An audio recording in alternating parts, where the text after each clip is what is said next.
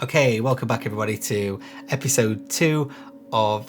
Sorry, I'm laughing because I've just recorded this and realised I hadn't been recording my screen the whole time, and therefore I've got nothing to show you guys. So I'm re-recording it. Let me just check that we are actually recording. Yes, we are. Good. Okay, so welcome back everyone to episode 2 of what is essentially me breaking down a video that I've recently made. My previous video looked over a cocktail promo that I did back in November, and now we're looking at a concept video that I've made for Nescafe Azera, so a product brand in Europe, maybe the US? I'm not too sure. Let me know if you do have Nescafe. It's lovely coffee if you don't have it. Today we're going to focus mostly on the lighting setups again, because there's a few more different lighting setups than there were in the previous breakdown that we did. We'll also look at some of the sound design that's taken place within the video. And then finally, I'm going to share what I feel I could do to improve the video. Since releasing it and putting it on my channel, I just find there's a few things that I could have tweaked to make it a little bit better. In terms of the camera settings, I'll put them on screen actually really quickly, because I'm not going to spend too much time talking about those because they're very similar to last time.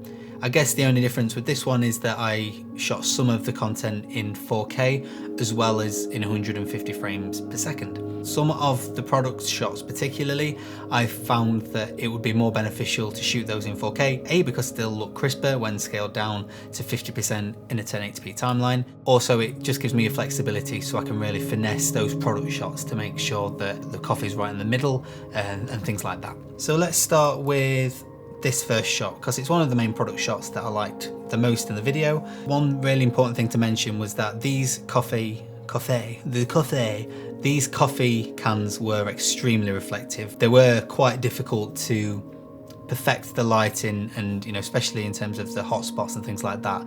In a more professional studio environment where you've got more choices of lights, obviously you can manipulate it to however you wish.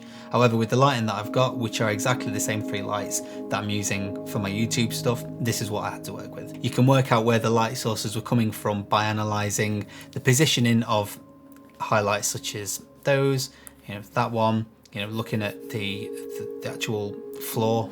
And these highlights at the side, we've got one there and then one also there. They're both inwards to the cans and they run alongside the length of the can. Therefore, I've basically hid the aperture MC behind this central can. That's providing us the separation that we want from the black backdrop that we've got going on all around it.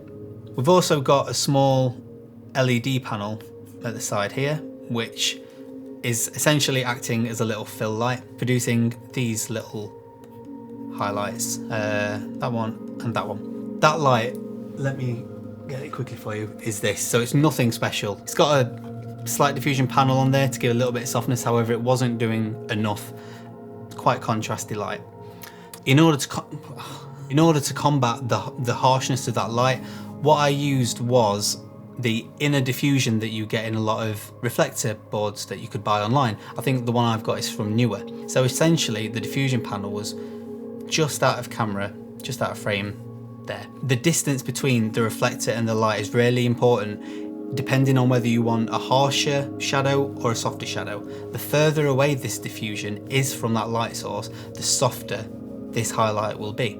If this reflector was closer to that light, this highlight would be harsher. So it's all about, moving the lights and the diffusion to get the desired outcome that you want. And then finally, our top light is the Aperture 120D, coming down using a softbox, a grid softbox from Godox, and with the honeycomb grid on as well, to really direct that light hitting only downwards and not spilling onto the black backdrop. It was important to get a right balance of exposing in the camera and then also the brightness of the light itself, because if I just decided to go for 100 ISO and just crank that aperture up to 100%, this wooden surface would have reflected a lot more light, so it would have been a lot brighter. So therefore, balancing the exposure overall in the image and then the lighting means we could achieve a more balanced out exposure. Let's move on to a second example that's a little bit different.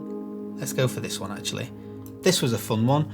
I say fun, it took about, I'd say it took 70 or 80 attempts. The lighting was quite simple, but getting that product to land exactly where I wanted in camera it took a long time. This was shot with the Sigma 18-35 lens again, and it was around f2. The final shot that I used, it doesn't hit focus at the very top. It's somewhere, if you look closely, it hits focus there, but then it still travels.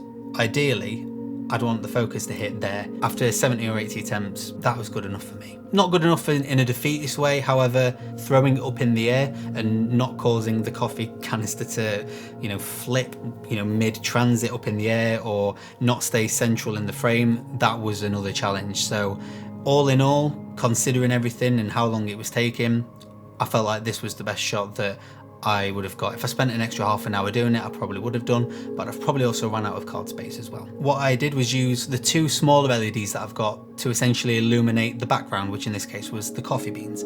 You can see in this top right corner here, there's a little light, hitting off the laminate flooring, and therefore we can determine that this light is coming from a light source over here. And that was the Aperture MC. And then my other LED panel in the opposite corner, basically hitting that way. Looking at it like this, it looks like it's not really doing that much. However, without those two light sources hitting that background, it just looked like a black background, and I didn't want that. I wanted to show that there were coffee beans in the background rather than just a plain colour. And then for the actual key light itself on this coffee, this was essentially one light, and as you can tell, the highlight is on the right half of the coffee, which means the light source was coming from that direction rather than somewhere over here. It's not, it's coming from this direction. So this was the Aperture 120D, again with the grid softbox and the honeycomb grid directing that light only onto the coffee. But I also used the diffusion that I used previously in the shot for the side LED panel. I also added that in between the aperture and the grid and then the coffee, just to add even more diffusion. Without it, it still looked harsh.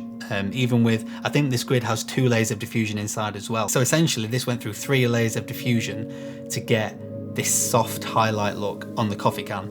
This won't be the case in all product videos that you guys might do. This is obviously an extreme example of a very reflective product that we're working with. Let's finally go over something a little bit different, which, let's use this one. I wanted to implement some form of real life usage in the video, not just all based on the cans themselves. So I thought, why not pour a bit of milk into a coffee? I purposely wanted to imitate the morning sun or some form of, early morning light, which is why this shot is more contrasty than if I just did a top-down lighting setup. Most of the light is coming, in this top right corner, therefore we've probably got one light source from there, which we do. You can also tell the direction by looking at 2 more things. This little ream of reflection that we're getting on the side of the coffee probably ends just behind that milk somewhere. If we used, compasses, are they compasses we use at school? If we decided to use a compass, then the direction heads towards that top right corner again. And finally, this bubble can also show you A, the light source that we used, and B, the direction. You can just see there's a rectangular, why have I got rid of it? There's a rectangular light source. It's not directly central into the bubble.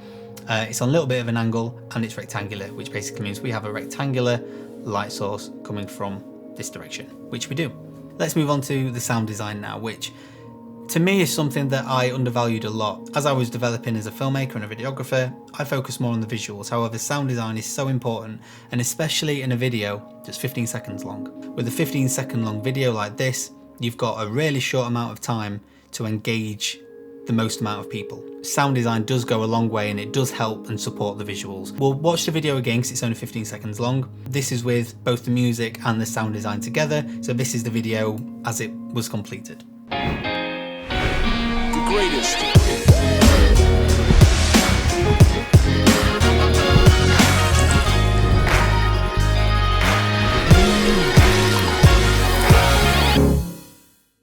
Now let me mute the sound effects that were used and then listen to it with just the music, and hopefully you'll see a big difference. The greatest.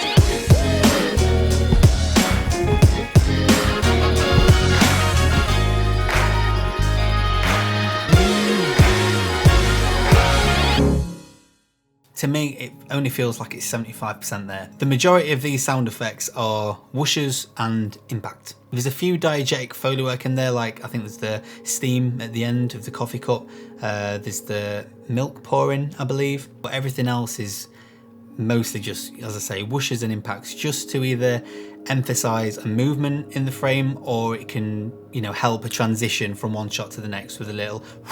So let's watch it back one more time with just the sound design and no music.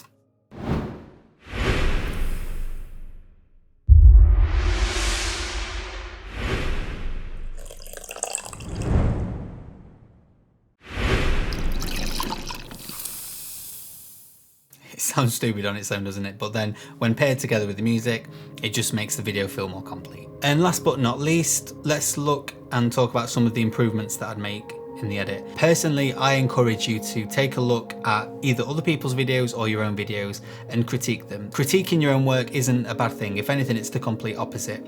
Even though it can feel annoying to think, oh, I wish I'd done that, you know, before I sent it to the client or posted it online, you'll always come up with, you know, alternative ways to do something that's probably better. That's natural, that's part of our development as videographers, as content creators. What would I do different? To me, the structure and the narrative structure of this video isn't quite there as it is. I feel like I could have swapped some of the shots around. I think the movements between some of the shots would have naturally become better transitions, and from a chronological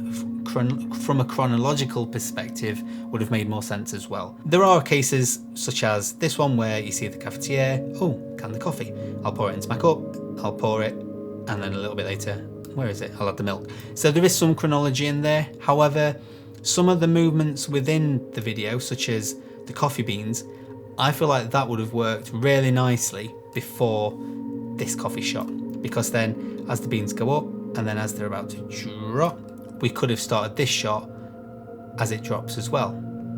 So the movement of the things taking place could have lent themselves to, you know, work better next to each other.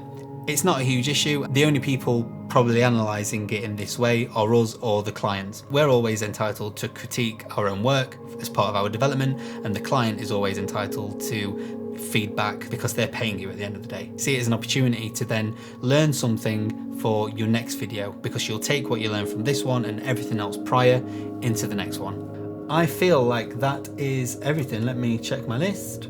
Yeah, that's it. So I hope you enjoyed this one just like you did before. I want people to feel like they've learned something from these videos. So if I went too quickly this time, let me know, because I want to get this right. I want people to feel like they're benefiting from these videos rather than me just blabbing on for 10-15 minutes. If you're new to the channel and you like this, then please subscribe, feel free to, and hello.